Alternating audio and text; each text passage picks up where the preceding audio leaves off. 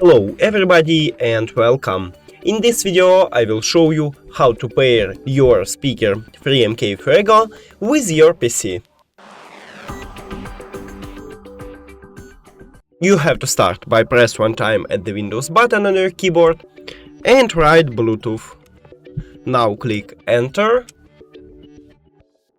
and right here click Add Bluetooth. Now press and hold power button to turn on your speaker. We can see LED light is blinking here, so it means it entered to pairing mode, and now we should see it at the device list.